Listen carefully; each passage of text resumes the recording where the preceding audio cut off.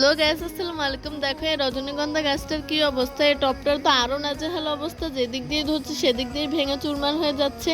এই গাছটা প্রায় 3 বছর আগে লাগানো হয়েছিল। প্রথম বছর ফুল দিয়েছিল, এরপর থেকে এই গাছে আর কখনো ফুল দেখা হয়নি।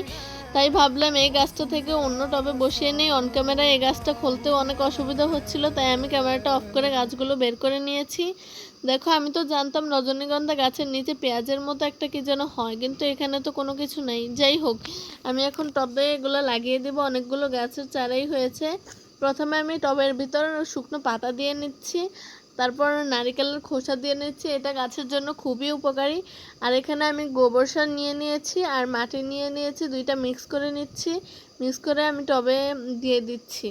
এখন গাছটা বসিয়ে দিব। সবগুলো গাছ আমি একসাথেই বসাবো, কারণ এগুলো এখনো এত বেশি গাছ হয়নি যে অন্য জায়গায় উঠে বসাবো। এখন আমি এগুলোতে মাটি দিয়ে দিচ্ছি। দেখো গ্যাস, এটা কি? বাগানিরা আমার মতো গাছ লাগানোর সময় কিরকম কেঁচো দেখতে পাও কমেন্টে জানিও। এখানে আমি গাছের আগাগুলো কেটে দিচ্ছি, না হলে গাছটা মারা যাওয়ার সম্ভাবনা থাকে। কয়েকদিন পর আমি এটাতে সার দিয়ে দেবো, যেহেতু সাথে সাথে লাগিয়েছি, সাথে সাথে সারটা দিলে গাছটা মারা যাবে। এখন আমি পানি দিয়ে দিচ্ছি। আজকে পর্যন্ত, টাটা।